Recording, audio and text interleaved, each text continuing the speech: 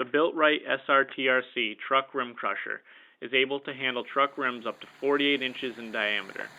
It comes standard with a 6-inch by 48-inch cylinder with a 3-inch rod, capable of crushing 120 rims per hour.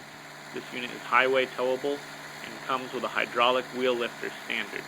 This unit weighs in at a mammoth 3,100 pounds, and the power source options are a 35 horsepower Kubota diesel engine or a 35 horsepower electric 3-phase motor.